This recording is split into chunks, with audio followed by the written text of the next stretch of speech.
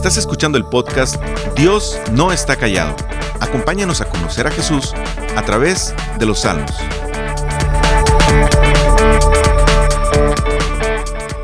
Nuestros tiempos están caracterizados por tener un abanico muy amplio de opciones para acceder a servicios premium. Normalmente muchos servicios ponen a tu disposición la versión Lite y la versión Pro. Y esa versión Pro va desde Premium o Platinum, Gold, Black, Ultra, Super, Mega, Premium, Ultimate y muchas opciones. Muchos de estos servicios te dicen qué incluyen las diferentes versiones con sus beneficios.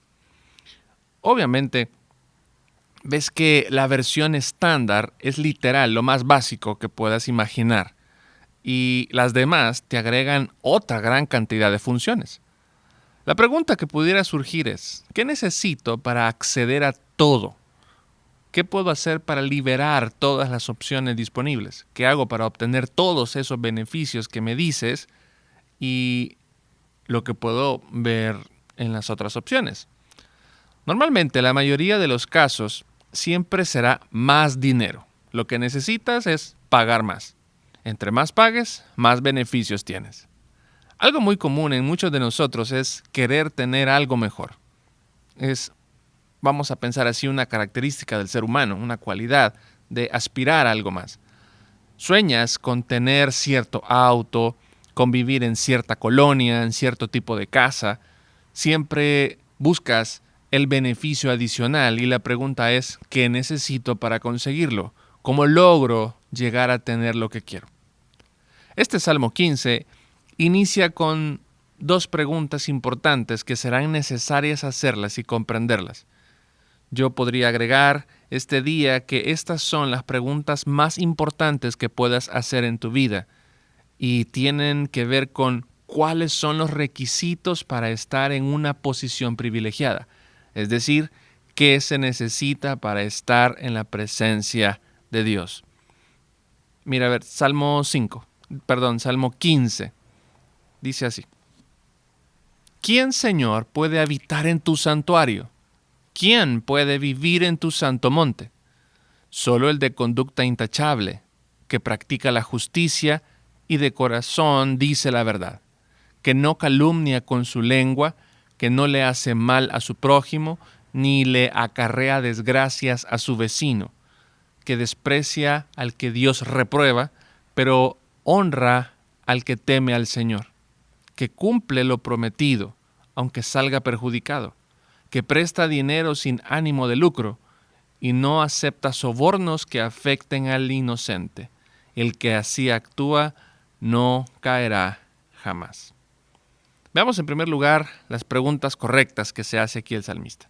Y el salmista abre este canto justamente con dos preguntas que básicamente comunican la misma idea. Son dos preguntas que nos llevan al mismo lugar. Número 1. ¿Quién, Señor, puede habitar en tu santuario? ¿Quién puede vivir en tu santo monte? Y esta es la pregunta más importante que podemos hacernos y la que más debería importarnos en este día. Si estás pensando cómo pagar la renta de tu casa este mes, esa pregunta no es tan importante como esta que está haciendo el salmista. Si estás preguntándote cómo le vas a pagar a tus empleados esta quincena, esa pregunta no es tan importante como la que hace David aquí. Si estás pensando cuándo se va a acabar todo esto del COVID, porque pues viene y va, esa pregunta no es tan importante como la que hace el salmista en este lugar. ¿Por qué? Porque cualquier otra pregunta puede ser importante o relevante hoy, pero quizás mañana ya no lo sea. Cualquier otro cuestionamiento puede ser contestado y puede ser relevante para ti, pero quizás para otras personas no. Lo que hace importante esta pregunta de David ante cualquier otra pregunta que te puedas hacer el resto de tu vida es que es una pregunta con implicaciones eternas y es importante para cada ser humano que ha vivido, vive y vivirá. La pregunta de David es básicamente ¿quién puede estar en la presencia de Dios para adorarle? Conocer esa respuesta es de vida o muerte para nosotros, así que más vale que le prestes toda la atención posible a esta pregunta. ¿Qué requisitos se piden para estar delante de Dios? ¿Quién tiene la capacidad para poder estar en la presencia de Dios? ¿Quién puede verle cara a cara y disfrutar de su presencia para siempre? Todas estas preguntas son una misma idea. Si nos has acompañado a lo largo de estos estudios de Salmos y amas la palabra y has podido leerla y meditarla arduamente, atesorando lo que el Señor enseña desde Génesis, inclusive hasta Apocalipsis, podrás ir identificando hacia dónde nos lleva el salmista. Tener en mente todo lo que la Biblia enseña es lo que el salmista está poniendo sobre la mesa aquí. Si estuviste con nosotros el estudio pasado, si no te animo a que escuches el Salmo 14, notarás una respuesta que el salmista anticipa, y no es casualidad que el Salmo 14 y el 15 estén juntos. El Salmo 14 resume que los malos definitivamente no pueden estar en la presencia del Señor. De hecho, los malos argumentan que no existe Dios, entonces no les preocupa ni siquiera saber quién puede estar en su presencia. Pero veamos qué nos dice el salmista a través de estos versos. Sigamos tratando de comprender por qué usa los términos morada o tienda o tabernáculo y al monte santo para referirse al lugar donde Dios habita para anhelar estar ahí con Él. Pensemos un poco sobre la morada o la tienda o el tabernáculo. Y podemos irnos hasta el Edén, hasta Génesis, para comprender esta idea. Dios crea un lugar donde se relacionará de manera libre y perfecta con su pueblo. El hombre y la mujer viven para agradar a Dios cumpliendo su voluntad. Ellos están a su servicio y Dios habita y se pasea en medio de ellos. Es lo que puedes ver en Génesis 1 y 2. Sin embargo, tanto Adán y Eva pecan y eso los destituye de la presencia de Dios. A partir de ese momento, ningún ser humano puede entrar libremente ante la presencia de Dios. Absolutamente nadie. Dios le dijo a Moisés que no hay ningún ser humano que pueda verlo y vivir. Después de Adán y Eva, podemos ver que cuando Dios sacó a Israel de Egipto, se les pide que hagan un tabernáculo en el desierto. Este será el lugar donde Dios habitará en medio de su pueblo. Dice Éxodo 33, del 1 en adelante. Moisés tomó una tienda de campaña y la armó a cierta distancia fuera del campamento. La llamó la tienda de la reunión. Cuando alguien quería consultar al Señor, tenía que salir del campamento e ir a esa tienda. Siempre que Moisés se dirigía a ella, todo el pueblo se quedaba al pie de la tienda de su carpa y seguía a Moisés con la mirada hasta que éste entraba en la tienda de reunión. En cuanto Moisés entraba en ella, la columna de nube descendía y tapaba la entrada, mientras el Señor hablaba con Moisés. Cuando los israelitas veían que la columna de nube se detenía a la entrada de la tienda de reunión, todos se inclinaban a la entrada de su carpa y adoraban al Señor. Y hablaba el Señor con Moisés cara a cara, como quien habla con su amigo. Después de eso, Moisés regresaba al campamento, pero Josué, su joven asistente, nunca se apartaba de la tienda de reunión. Éxodo 33, del versículo 7 al 11, creo que te dije. Mira, una vez más, qué impresionante esta escena. Una vez que el tabernáculo fue terminado, se nos explica que ese sería el lugar donde Dios se manifestaría y revelaría a su pueblo, donde estarían sirviendo los sacerdotes. Ese tabernáculo simbolizaba la presencia de Dios en medio de su pueblo. ¿Por qué? Porque Dios siempre dispuso su plan para que Él habitara en medio de su pueblo, para que su pueblo le sirviera con corazón puro y en obediencia, reconociéndolo como Dios. Esto es lo hermoso del Dios de la Biblia, que nos refleja en las Escrituras. Un Dios que se relaciona, no un Dios lejos, no un Dios distante. Es un Dios que está en medio de su pueblo, que puede relacionarse con Él. Y esta es una gran diferencia con los insensatos, lo que nos comentaba el salmista en el Salmo 14. Los insensatos, los necios, ellos no reconocen a Dios, por lo tanto no anhelan su presencia, ni les interesa estar delante de Dios. Sin embargo, el pueblo de Dios conoce a Dios, le adora y anhela estar junto a su Dios para siempre. Eso es la característica hermosa de los que aman a Dios. Más adelante, a lo largo de la Biblia, vemos la construcción del templo con Salomón. algo que David quiso hacer. Lo único que logra David es traer el arca del pacto a la ciudad de David y le construyó una tienda y Dios se revelaba a su pueblo por medio de esa tienda.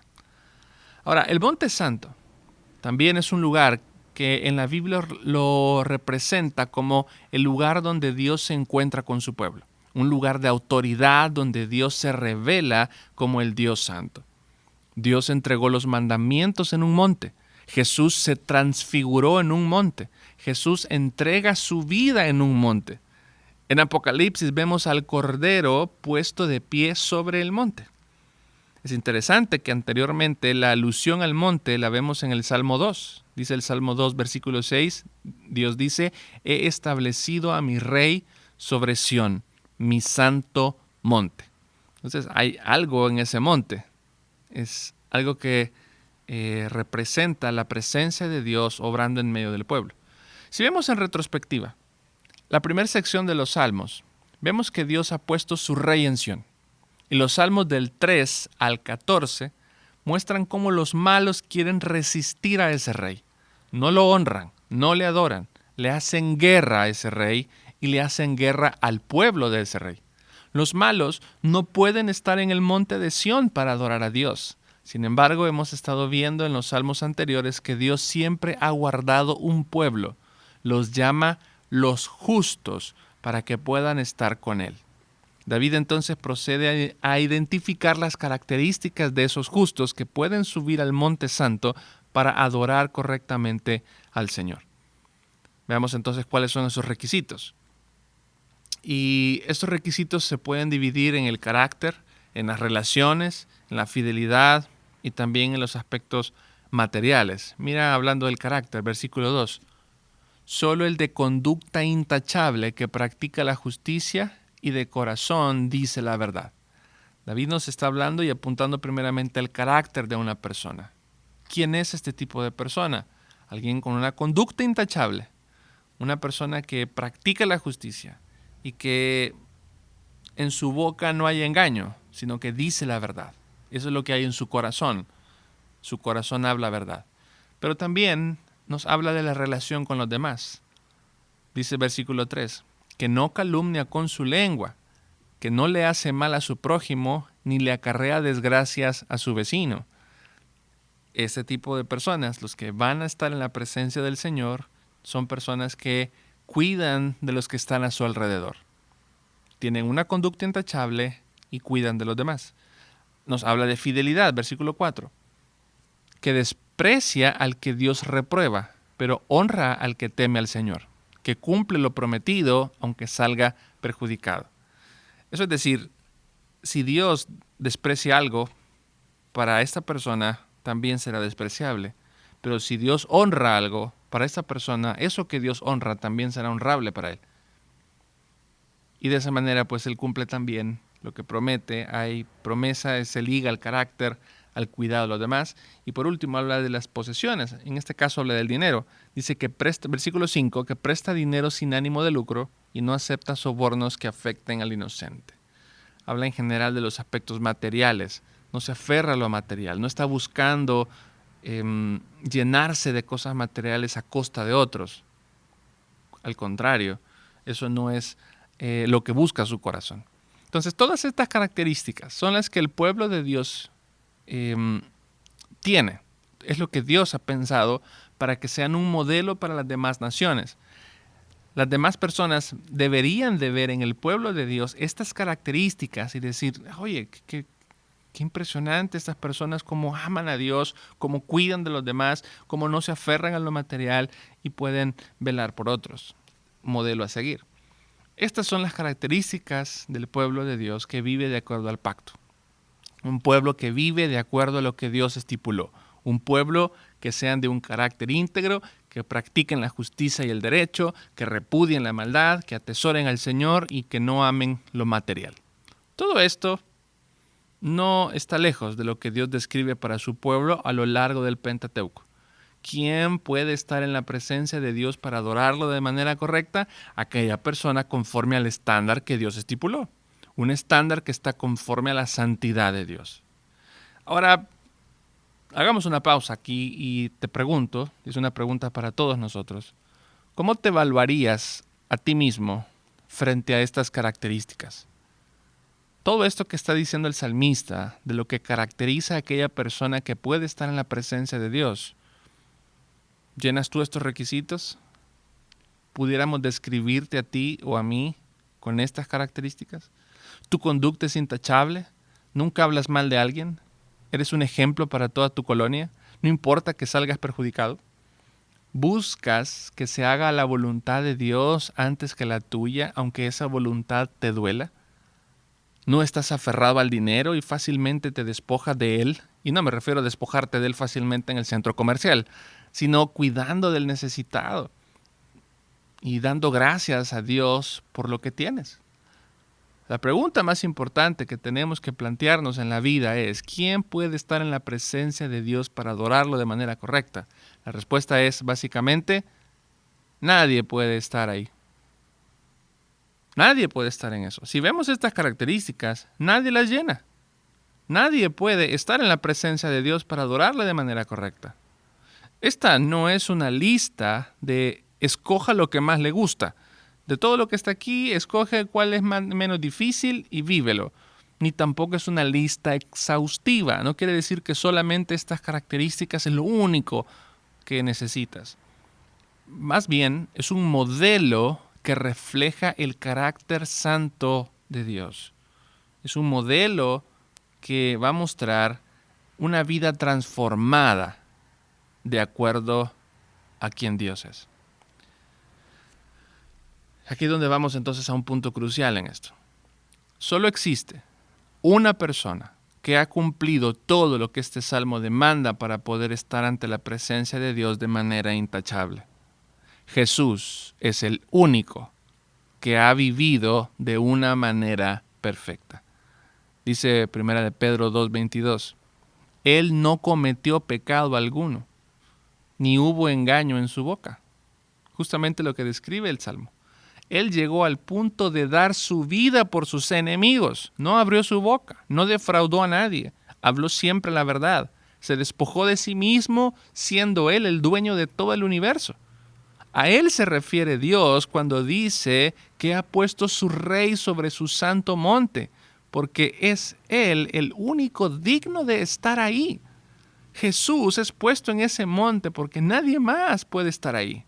Solo Él puede estarlo. Salmo 2, versículo 6, nuevamente. He establecido a mi rey sobre Sión, mi santo monte. ¿A quién? A Jesús. Esto es glorioso. Y por eso el Señor merece toda la gloria y alabanza por los siglos de los siglos. Sin embargo, si nos quedamos hasta aquí, aún estamos en problemas. Porque Jesús fue el que cumplió, entonces Él puede estar ahí. Él puede estar en la presencia de Dios para siempre. Pero ¿qué hay de nosotros? ¿Qué pasa contigo? ¿Qué pasa conmigo? Es aquí donde la buena noticia, es aquí donde el Evangelio se hace presente. La Biblia nos enseña que gracias a la obediencia perfecta de Cristo, lo cual significó la aceptación del Padre, puede ser acreditada a nosotros. Pero no es a cualquiera, sino a los que confían en esa obra de salvación de Jesús.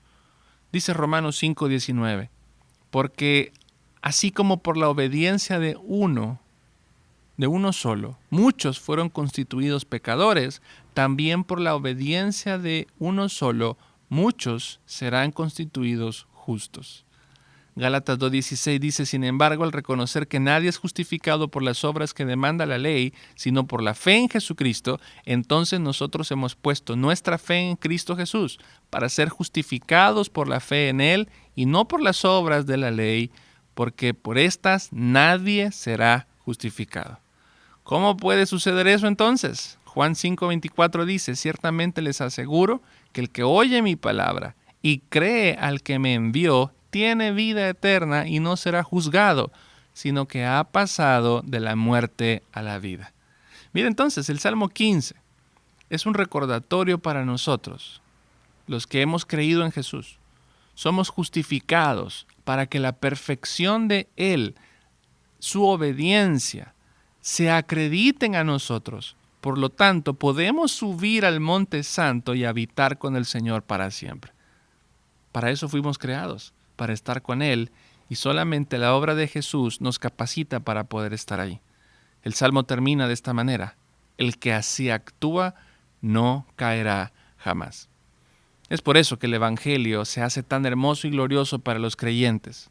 Sin embargo, no quiero terminar sin mencionar algo importante. Creer en Jesús y que su obediencia sea puesta en nosotros no quiere decir que nuestras vidas quedarán sin ningún cambio exterior. De hecho, el cambio en nosotros es una evidencia que el Espíritu Santo está obrando, es un fruto del Espíritu. Dice Santiago 2:14, hermanos míos, ¿de qué le sirve a uno alegar que tiene fe si no tiene obras? ¿Acaso podrá salvarlo esa fe?